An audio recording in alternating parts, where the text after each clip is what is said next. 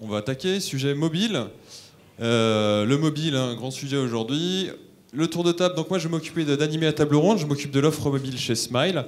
Et puis autour de la table, on a Jérôme que vous avez déjà rencontré tout à l'heure pour Easy Publish, Maxime pour Typo3, Arié pour Hippo CMS, Christian pour Magnolia, et puis Amaury pour WordPress. Donc on m'a demandé d'introduire le sujet. C'est très vague le mobile, on se pose encore beaucoup de questions, beaucoup de technos différentes. Donc je vous propose juste de faire un petit rappel des faits, entre guillemets. Voilà, alors c'est pas moi qui le dis, c'est Morgan Stanley. En 2014, Internet sera majoritairement mobile. Ça veut dire quoi? Qu'en 2014, il y aura plus d'accès à l'Internet via des mobiles que via des ordinateurs traditionnels. On ne parle pas de volume, on ne parle pas de quantité de données, on parle vraiment de nombre d'accès.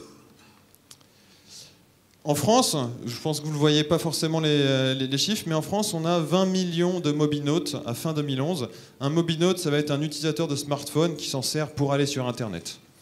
Et puis dans le détail, c'est du déclaratif. On a 2/3 de ces utilisateurs qui affirment utiliser des applications pour aller sur Internet, aller chercher du contenu, aller faire des transactions. On a 90% qui affirment avoir déjà consulté un site web optimisé ou non. Il y a beaucoup de retours des consommateurs qui se disent « il n'y avait pas de version mobile, c'est pas bien, j'ai pas réussi à accéder à mes informations ». Et puis autre info intéressante, le mobile reste allumé 17 heures sur 24 en moyenne et reste à côté de chacun de nous 24/24. Je ne sais pas si vous arrivez à lire « If you can read this, somebody stole my iPhone ». Par contre, donc c'est un environnement en croissance. Un environnement, c'est une vraie révolution. Beaucoup d'aspects originaux et spécifiques. L'environnement est très mouvant, il est très fragmenté. On parle toujours de tactile. Il y a plein d'approches et de technos différentes. J'ai juste retenu trois points. Évidemment, la question des OS. On a encore aujourd'hui 4 OS majeurs qui se battent. Alors, on va mettre Android et iOS en tête, ce qui pose vraiment des problèmes pour les applications, mais aussi pour les sites web avec des navigateurs qui ne sont pas encore tous compatibles. L'autre, l'éternel débat, appli web mobile. Alors la réponse, elle est vite tranchée, c'est que ça dépend des usages. Donc on ne va pas refaire le débat dessus, mais on va attaquer aussi le sujet par la clé des usages. Et enfin, des sujets, des mots à la mode, HTML5, CSS3, les web apps, s'il faut faire des gabarits dédiés, s'il faut faire du responsive design, plein de sujets comme ça. D'ailleurs, sur ces sujets, sur le responsive design, je voulais faire un petit focus pour être sûr que tout le monde, je pense, j'estime qu'ils vont en parler, donc je voulais juste faire une petite mise au point pour que tout le monde soit à peu près OK sur le sujet. Alors le responsive design, en gros, c'est un ensemble de principes et de techniques pour faire en sorte qu'un écran, une page web et son contenu s'adaptent automatiquement à la taille de l'écran. Donc on n'est pas sur une détection du terminal, on est bien sur une détection de la taille de l'écran. Un exemple ici, ça c'est le site de Sony. Vous voyez à gauche la version web. Si vous regardez en dessous de la première image de fond, on a en dessous, en gros, 4 colonnes de contenu, la première étant doublée. Sur la deuxième image, c'est le même site, j'ai simplement réduit la taille de mon navigateur, j'ai une version tablette où j'ai plus que 3 colonnes de contenu. Sur la version de droite, on est sur la version smartphone, j'ai toute l'interface en haut et tous les menus de navigation qui ont été regroupés dans un autre menu déroulant et tout le contenu qui est décrit sur une seule colonne. Voilà en gros l'idée du responsive. Quelques contraintes simplement, c'est qu'on parle donc d'une seule page web, donc une page qui va s'adapter à tous les contenus, donc forcément une seule contribution, ce qui peut être un avantage, une seule administration, un seul hébergement, une seule URL, mais ce qui veut aussi dire que tous les contenus affichés sur une version web seront aussi téléchargés grosso modo sur la version mobile. Donc on a parlé de performance avant, je pense que ces messieurs vont avoir aussi des réponses à nous donner là-dessus. Et enfin, c'est pas parce qu'on a une seule page finalement à monter en termes d'HTML qu'on a un travail plus simplifié. Sur le travail d'ergonomie, on va être obligé d'avoir la réflexion dès le début sur le mobile pour ensuite partir sur une déclinaison tablette et ordinateur. On parle souvent de mobile first. Donc faire du responsive, ça impose une vraie démarche de, si je pouvais dire, d'élagage dans le contenu et de simplification des contenus. L'idée de cette table ronde était d'entrer pour une fois par les usages et pas d'avoir une description ou une liste à la prévère des technos. Donc je vais demander à nos intervenants de réagir sur chaque situation d'usage. Et j'ai pris basiquement les typos de Google. Vous les connaissez certainement, il y a le Urgent Now, le Board Now, le Repetitive Now. auquel on ajoute une quatrième typo. Hop. Donc le Urgent Now. Situation d'usage, je suis dans la rue, j'ai besoin d'une information très rapide. J'ai envie de dire que généralement, je vais aller faire une requête Google ou je vais aller sur un site que je connais déjà. Donc il me faut une info rapide, contextualisée, qui répond à un besoin spécifique en mobile. Le Bored Now, je m'ennuie, je suis dans la file d'attente ou dans le métro ou dans n'importe quel transport et j'aimerais bien pouvoir passer le temps, donc jouer généralement, mais aussi souvent lire des contenus, passer d'un article à l'autre, me cultiver sur une thématique donnée. Vérifier, checker, on est dans le Repetitive Now, là on va être sur de l'information dite chaude. On va avoir envie d'avoir très vite une actualisation de ce qui se passe. Typiquement, en ce moment, il y a eu Roland Garros, il y a le foot, donc j'ai envie d'avoir des infos rapides et actuelles. On va aussi être dans le cas d'usage récurrent. Donc j'ai besoin d'accéder à ce service ou à ce contenu de manière quotidienne ou hebdomadaire, donc je vais y aller souvent et je connais finalement l'accès. Et enfin, le éditer-créer est assez particulier. Je ne sais pas si forcément on aura le temps de l'aborder, mais ici, on est dans le cas où j'ai quelque chose à faire, à créer, donc prendre un billet de train ou remplir un formulaire, et malheureusement, je n'ai que mon mobile pour le faire. Donc il y a des contraintes d'ergonomie, mais aussi des contraintes peut-être de synchronisation, de web service, on va le voir. Et bien, on va très vite passer au débat, en ayant le retour de ces messieurs. En gros, on va essayer d'aborder les sujets par les 4 catégories, le urgent, le bored, le repetitive et le to do. Et puis différentes réponses que j'ai pu entendre déjà en discutant avec eux. On fait des gabarits dédiés, on fait du responsive design, on propose une double administration pour avoir des contenus vraiment spécifiques. On a des solutions de web service, on a même peut-être des solutions d'application de manière automatique. Et enfin, on a un autre sujet aussi, le dernier, c'est la contribution via le mobile. Parce que là, on parle de mobile pour l'utilisateur, mais est-ce qu'il y a aussi un sens à avoir des applications mobiles ou tablettes pour les gens qui vont contribuer et administrer? On va démarrer tout de suite sur la question du Urgent Now. La situation d'usage, c'est que j'ai besoin d'une info, je suis dans la rue, comment est-ce que ces CMS vont répondre à ce type de besoin? Je vais laisser Jérôme commencer, et ensuite on va... J'ai pris un micro, donc je vais attaquer. Bonjour à ceux que je n'ai pas encore vus tout à l'heure. Alors, l'Urgent Now, c'est vraiment cette idée d'être aussi cross-canal, c'est-à-dire d'avoir la possibilité, quel que soit l'endroit où je suis, quel que soit le moment, d'avoir accès à l'information, soit parce que je vois une publicité, soit parce que je suis devant un produit, je suis en train de regarder un produit, je suis chez Darty, je regarde un produit, et j'aimerais bien avoir un peu plus d'informations de la part du fournisseur du produit, ou alors parce que j'ai un flashcode, je le flash et je le retrouve, ça peut être dans une publicité, ça peut être quelque chose comme ça. Là, l'idée, la première approche, évidemment, l'utilisateur, il aura très certainement pas, ou en tout cas il y a peu de chances, l'application directement sur son mobile. Il ne vous connaît peut-être pas et c'est la première fois qu'il rentre en contact avec vous. Et pour rentrer en contact avec vous, ça reste le web. Ça va être évidemment le web mobile, on va passer par Google et... il faudra bien être référencé, bien sûr. On va passer par Google ou, si c'est le flashcode, on va directement arriver sur votre page. Là, 2 solutions qui sont proposées par Easy. La solution historique qui est vraiment de travailler sur du multi-design, même information.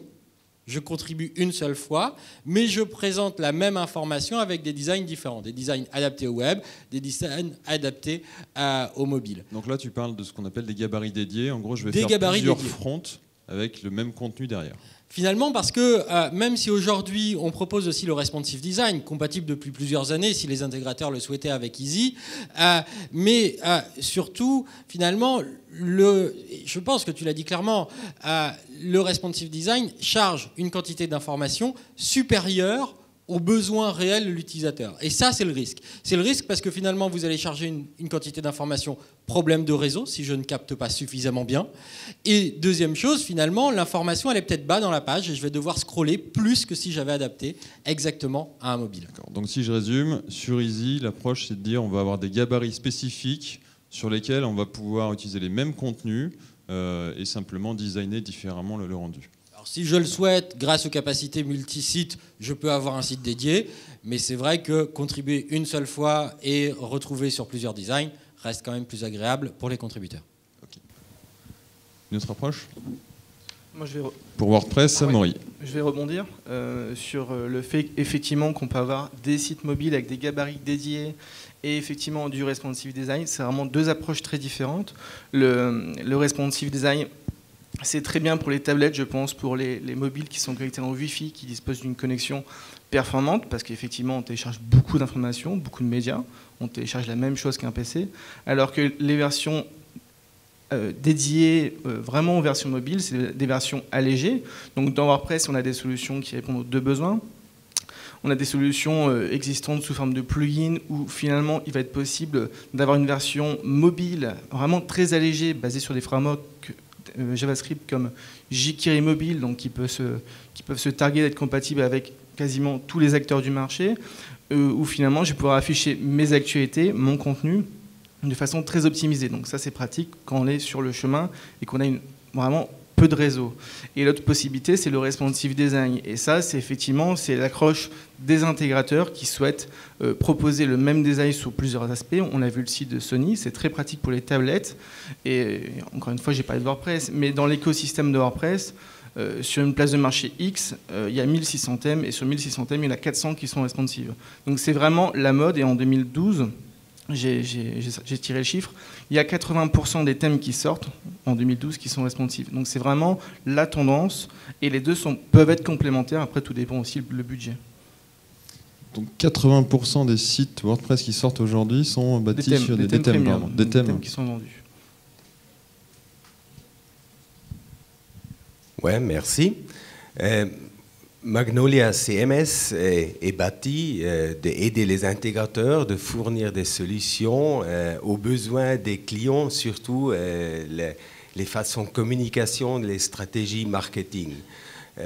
Dans ce cadre, aujourd'hui, le responsive design, liquid design, ça fait partie des templating qui est fourni aussi Magnolia, mais en principe, tous les sites devraient être responsive design à cause, on a parlé, tout le monde veut accéder les sites aussitôt quand ça dure un peu trop long. Maintenant, si je regarde sur la façon comment on veut communiquer avec vos clients, etc., si on a besoin d'une vite réponse mobile, alors on veut utiliser un gabarit dédié pour réduire le contenu. Avec Magnolia CMS, en principe, le gabarit dédié, ce n'est pas un gabarit séparat, c'est lui-même un gabarit responsive design, où on dit telle partie de la page va être fournie sur une tablette, mais pas sur un petit smartphone, et l'autre, mais oui, sur un grand browser.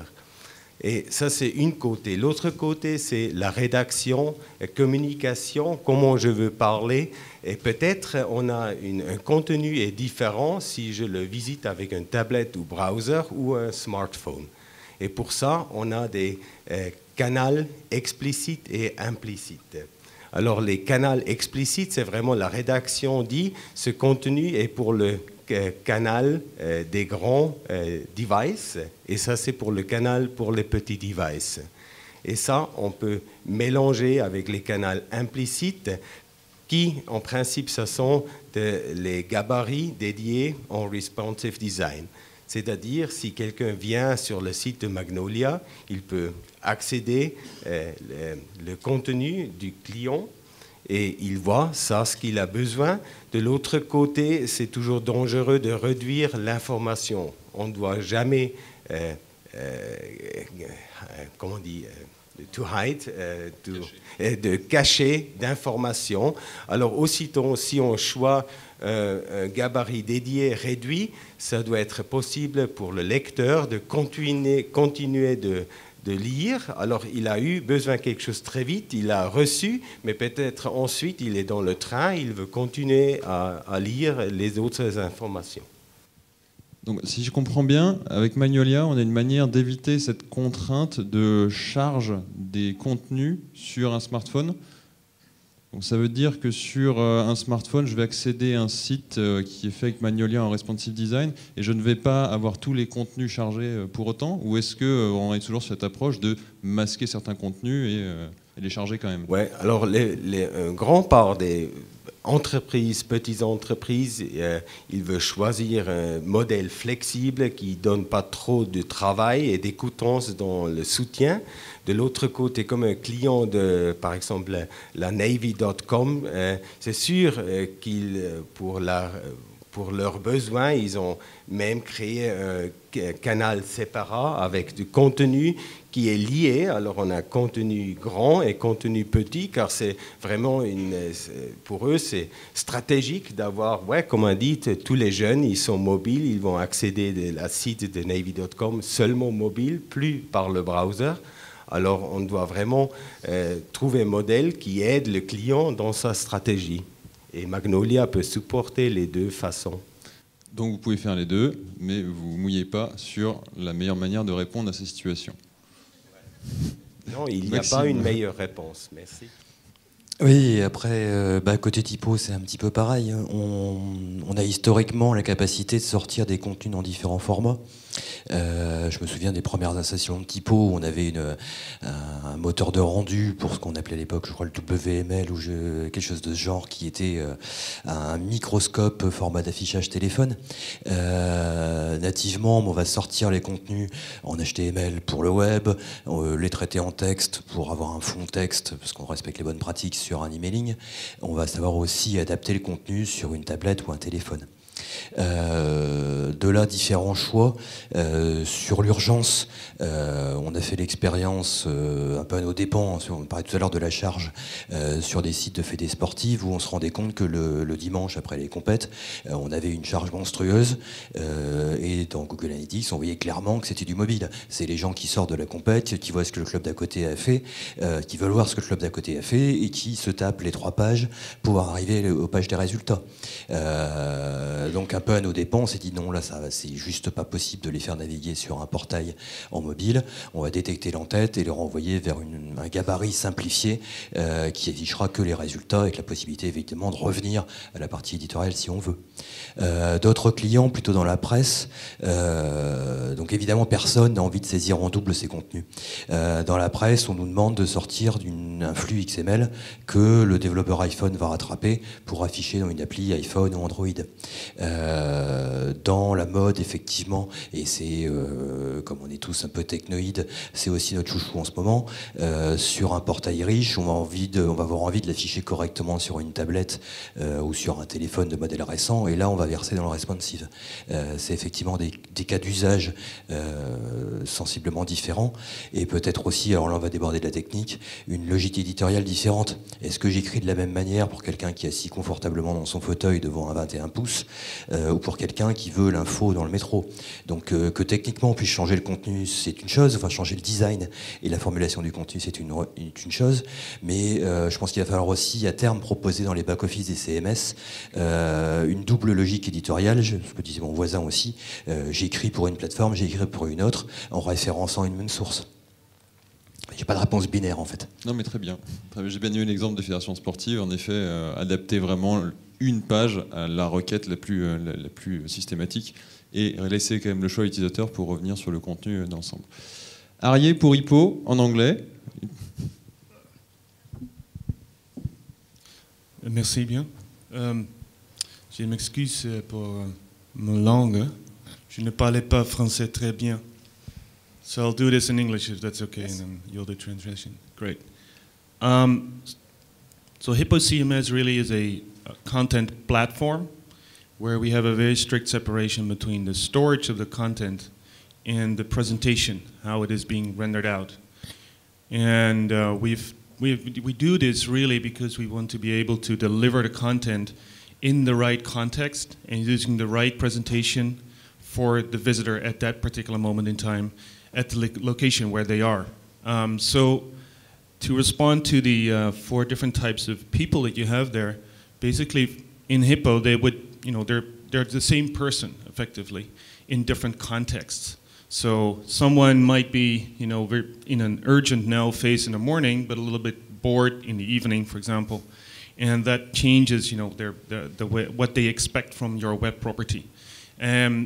So with Hippo, what you can do is you can optimally personalize the experience for your visitor based on the context where they are.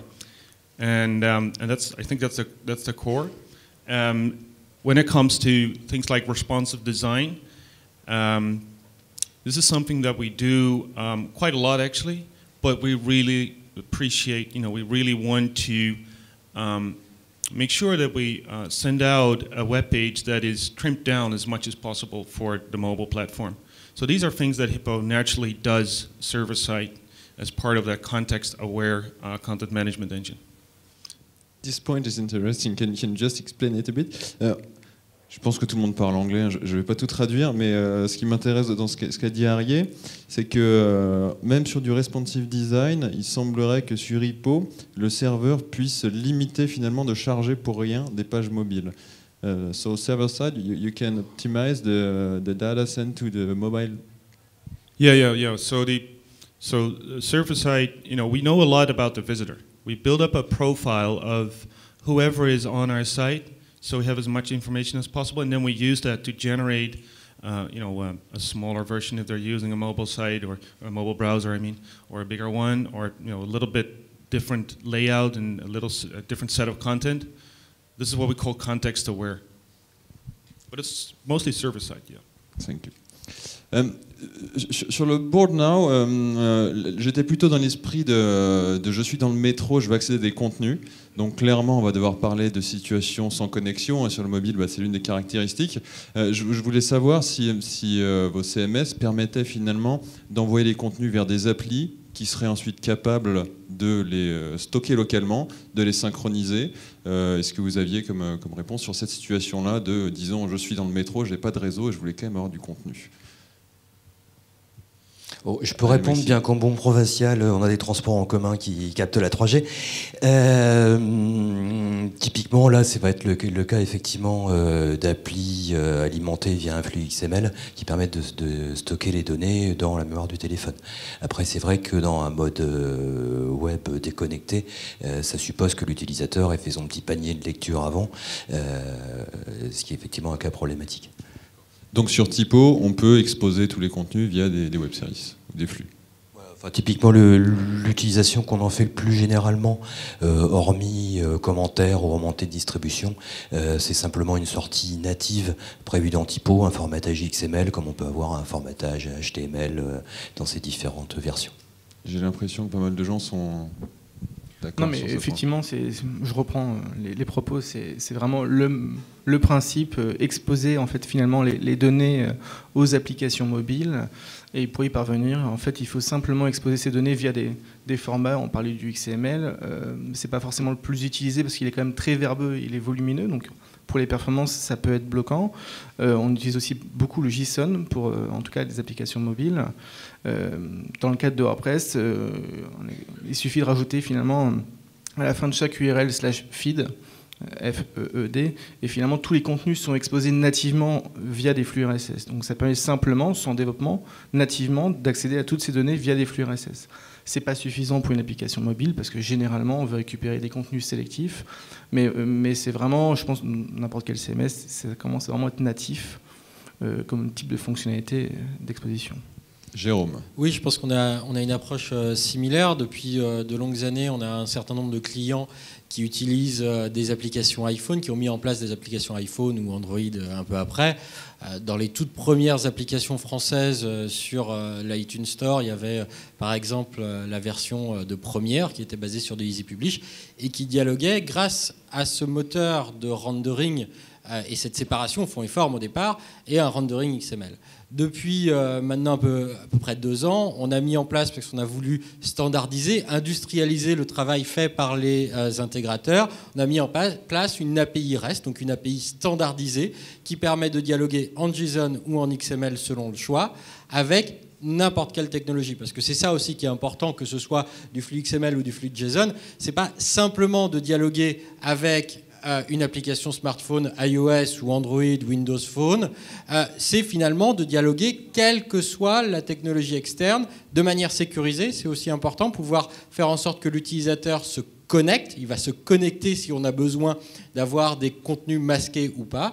Il récupère l'information avec, au besoin, des filtres personnalisés et si on le souhaite, faire en sorte que l'application ainsi développée stocke aussi pour pouvoir le lire dans le train ou autre. Maintenant aussi, on parle de web app HTML5 capable aussi de faire du local storage et faire, ne serait-ce qu'en HTML, du stockage de l'information. C'est ce que font les applis de mail de Google, entre autres, en HTML. Elles sont capables de stocker sur le navigateur. On n'a plus forcément besoin d'une application, mais l'application reste quand même l'approche peut-être la plus complète encore aujourd'hui, ou en tout cas celle qui est le plus accessible pour l'instant sur les smartphones et qui a tendance à plaire à l'utilisateur qui veut revenir, c'est un peu le sujet d'après, mais qui veut revenir sur l'information, qui veut prendre le temps de consommer, stocker et lire dans le train, pourquoi pas, avec des applications natives, des applications comme on peut avoir d'App Factory avec de véritables fonctionnalités directement en ligne qui permettent de créer des applications iOS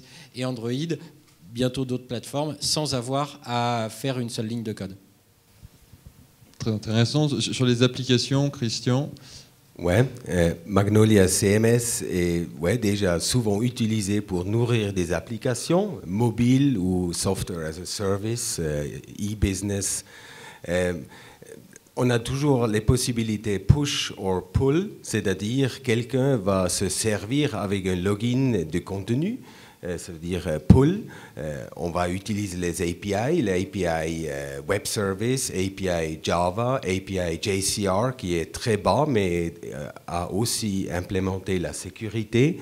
De l'autre côté, de nouveau, avec des gabarits très simples, HTML pur, qui peut livrer de contenu déjà un peu, des articles, informations, produits avec une photo, etc.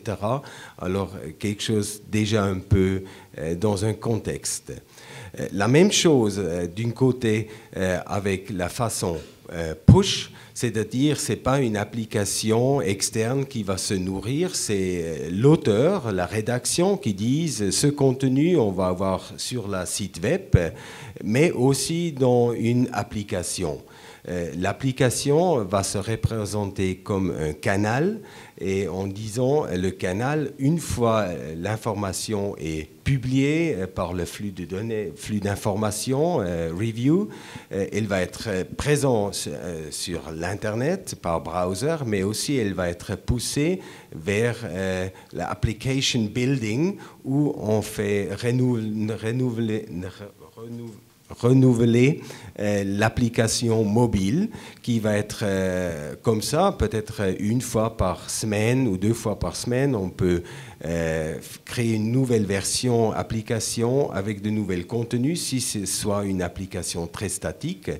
De l'autre côté, souvent des applications aussi mobiles dans la personnalisation, peuvent se nourrir en ligne avec de nouvelles informations qui sont de nouveau livrés en XML ou déjà pré-formatés en HTML et ensuite cachés dans cette application. Merci. Donc si on synthétise sur la partie donc Urgent Now, j'ai besoin d'une information, vous voyez qu'il y avait 2 approches, des gabarits dédiés pour avoir des contenus spécifiques type le dimanche après-midi pour les fédérations sportives. Néanmoins, le responsive permet de ne pas avoir à double administrer et permet de tout avoir en une page, avec des contraintes de perf qui sont traitées de différentes manières. Sur le board now, on sent que c'est l'application qui domine avec à chaque fois des flux d'informations qui sont utilisables par des applis. Sur le repetitive now, je sais qu'il y en a certains de vous qui ont des choses intéressantes à dire. Donc repetitive now, on va parler des contenus chauds. Comment est-ce que mon utilisateur va avoir de l'info actuelle et voir aussi comment est-ce que finalement un contributeur pourrait contribuer de manière actuelle et live. Amaury, tu veux...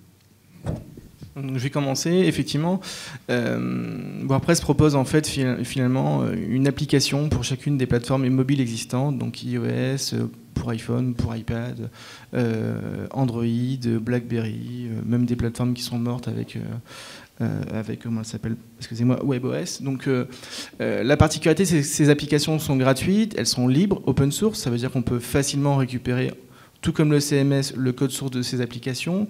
Elles permettent de publier au sein de WordPress depuis un mobile, depuis une tablette.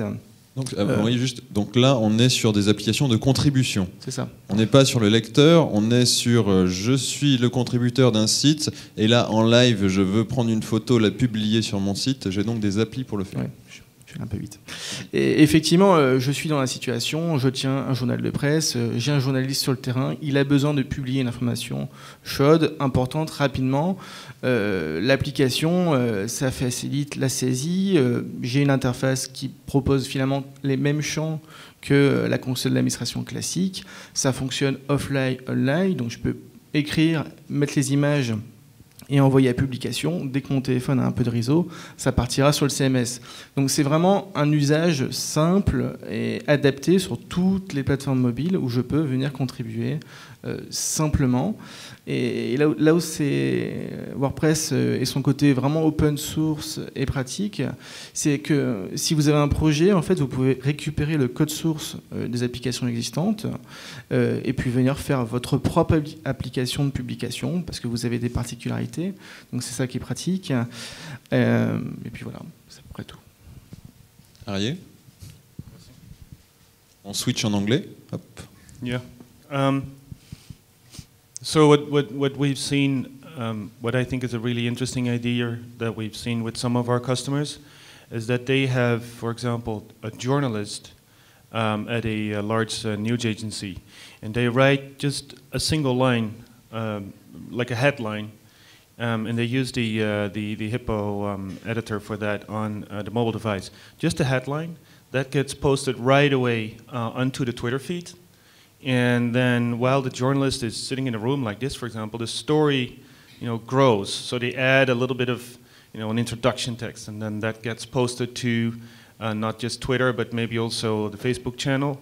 And then they add a little bit more that goes to, the mobile version. And then as it grows and progresses, they move from the mobile device maybe to a tablet, and then they continue writing their story on an ordinateur, and then they push it live to the real website. So this is something that we have seen, not really doing content management on a mobile device, but starting small, starting an article, and then progressing through that article, growing it, using different devices. And this is something that journalists and editors are doing more and more. Really, really interesting. Oui. Je l'ai déjà cité tout à l'heure, et c'est vrai que ça continue dans cette démarche-là. L'API REST, l'API de communication avec EasyPublish, qui permet de récupérer de l'information, permet aussi d'envoyer de l'information. Et c'est ce qu'on utilise, et c'est ce qu'on met en œuvre, entre autres, dans une nouvelle application iOS dont on livre le code source de l'application. Donc vous pouvez l'utiliser comme base de travail, et qui va vous permettre d'éditer les informations simples. Parce que EasyPublish a vocation à vous permettre d'introduire dans la gestion de contenu les besoins métiers, ce qui veut dire que chaque formulaire, chaque masque de saisie sera un petit peu différent d'un client à l'autre, d'un EasyPublish à l'autre. Il s'agit donc là d'adapter aux différents besoins, et lorsque vous allez avoir une application iOS, vous allez pouvoir ainsi, iOS ou Android ou autre, communiquer, envoyer de l'information.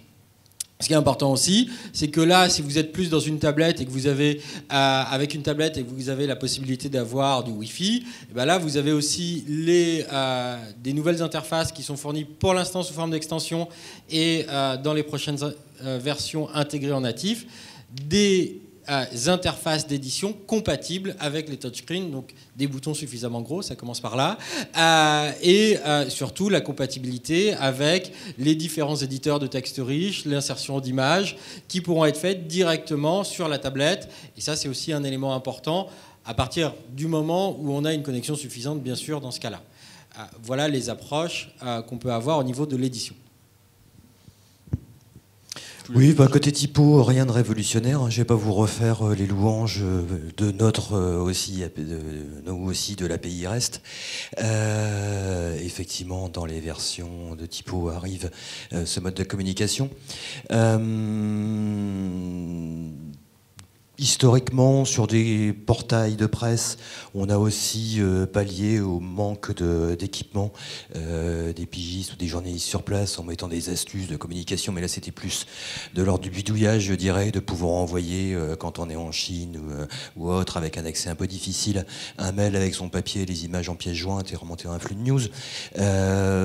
Personnellement, j'aurais tendance plus à voir ce mode de communication pour l'utilisateur. Un commentaire, interagir avec la rédaction ou le portail via ce genre d'outils. Alors effectivement, dans le contexte WordPress, je pratique effectivement l'appli déportée. Typo étant pas vraiment dans un usage de site blog, perso, grand public, ou alors on est dans de l'éditorial froid, dans un contexte de presse. Voilà, la rédaction est plutôt rassemblée, on contribue sur des canaux un peu plus traditionnels. Par contre, là où je pense qu'il y a des choses à inventer, c'est tout ce qui est de l'ordre de l'interaction utilisateur. Là, on parle beaucoup de contenu. Est-ce que demain, on va aller acheter via nos tablettes, commenter, interagir de manière un peu plus riche avec elle? Et là, je pense qu'il là, pour le coup, il y a des choses à inventer. Tu peux enchaîner, tu viens d'introduire le dernier thème qui était le to do now, donc justement cet aspect contribution. Vous avez déjà bien répondu en partie en expliquant que les API allaient dans un sens et dans l'autre. Est-ce qu'il y a aussi d'autres éléments que vous ajoutez? Moi, je me pose notamment des questions sur, dès qu'il s'agit de remplir des formulaires ou de saisir du texte sur un mobile, on est très embêté, c'est compliqué, même si les claviers sont bien faits. On a pas mal de petites bidouilles, hein, comme on dit en ergonomie, qui vont être les masques de saisie ou d'avoir de l'autocomplétion, ce genre de choses. Je ne sais pas s'il y a des choses particulières à envisager d'un point de vue du CMS pour aider finalement l'utilisateur à se servir de ce type de formulaire. Il y a déjà une première chose qu'il est important aussi de souligner, c'est l'utilisateur lui-même. Est-ce qu'on le connaît? Est-ce qu'on ne le connaît pas? Qu'est-ce qu'on l'autorise à faire? Et il est très important que justement ces API de communication soient capables d'authentifier l'utilisateur, parce qu'on le laissera pas faire la même chose lorsqu'on est sur une application sur smartphone. Il faut pouvoir donc se connecter avec le même compte, bien sûr, que lorsqu'on est sur son browser habituel, et du coup avoir les mêmes droits, avoir le droit de poster un commentaire sans avoir à remettre son email, etc. Ou simplement, j'ai déjà avoir le droit, parce que parfois, si on n'est pas connecté, on n'a pas le droit. Et ce sont des choses qui sont très importantes, de la prise en compte de l'utilisateur, des droits de l'utilisateur, dans les applications, dans les flux de communication, qu'ils rentrent ou qu'ils sortent.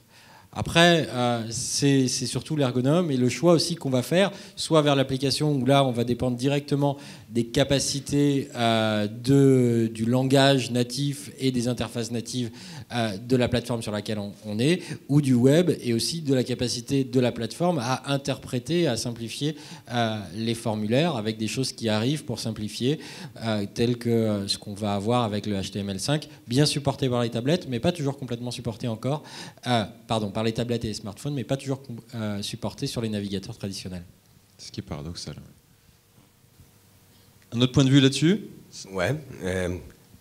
Avec Magnolia CMS, c'est toujours important, mais à la fin, pas à cause de Magnolia CMS, mais aussi à la stratégie du client et la communication, de différencier entre user-generated content, c'est-à-dire les visiteurs qui viennent sur le site par le browser, si ce soit sur le computer ou sur mobile, smartphone. C'est sûr, comme dit, on a encore moins des possibilités, on supporte des browsers mobiles. Avec les browsers mobiles, on a de nouveau un peu les problèmes qu'en les anciens temps avec Netscape IE. Ils se comportent un peu différent, on ne peut pas tout faire, auto-completion, etc., correction de la langue qui n'est pas toujours présente dans les OS mobiles. Mais à la fin, c'est la différence de vraiment dire si quelqu'un utilise la site pour laisser un commentaire, pour laisser une information, un blog, etc. Et ensuite, dans ce projet, d'utiliser les possibilités Magnolia, qu'est-ce qui se passe avec cette information? Elle va être juste ajoutée d'une page, d'un commentaire ou ensuite transportée quelque part d'ailleurs.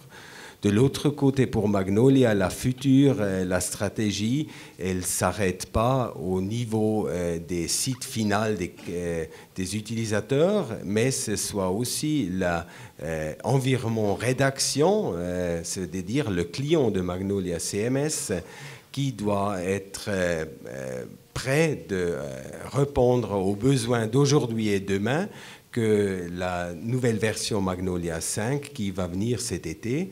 Et aussi le client Magnolia, il va tourner sur une tablette, aussi sur un smartphone, mais de nouveau ça va être très petit, mais tablette en utilisant avec les mains sont spéciales. Alors on va utiliser Magnolia CMS sur le tablet comme rédacteur, et comme le modèle de sécurité est assez augmenté, aussi un éditeur qui revient une fois par mois ou 4 fois par an, il peut très intuitif utiliser Magnolia pour publier des informations dans les projets où il a le droit de le faire. Donc là, c'est le portage du back-office de Magnolia sur une tablette. Donc la contribution au tactile. Ouais, si c'est la contribution, c'est toujours à différencier. Si quelqu'un fait juste, c'est un visiteur inconnu, il ne va pas utiliser le client Magnolia. C'est de nouveau le cas du journaliste. Comme expliqué, il travaille au sein de travail sur Magnolia avec ses collègues qui va contribuer des photos, des vidéos, etc. Et de nouveau republier cette information pour des devices différents. Mais en travaillant, ça on voit aussi dans les grands projets, les grandes entreprises, même les gouvernements, il dit on a tout le monde, on a un iTab ou une autre tablette, c'est surtout le tablette qui est vraiment commence à surprendre l'ordinateur classique, et c'est important pour nous à répondre à ça, et pas l'année prochaine, mais cette année, on l'a préparé depuis 2 ans, qu'on est prêt de lancer ça, qu'on peut l'utiliser avec les mains sur le tablette, alors toutes les publications, toute la rédaction, comme ça. Merci. Du coup, Christian, tu viens de faire l'exercice que j'ai demandé à tout le monde. Conclure en 1 minute sur l'originalité ou le point vraiment saillant de votre CMS, afin que tout le monde ne réponde pas « je sais faire du responsive, des gabarits, des API ». Voyons voir s'il y a une chose vraiment particulière qui sort du lot. One conclusion in 1 minute on what's very hype and original in Hippo. About mobile? Yeah. I think mobile, it's part of a larger theme that we call personalization, the ability to deliver content in a form that works for your audience.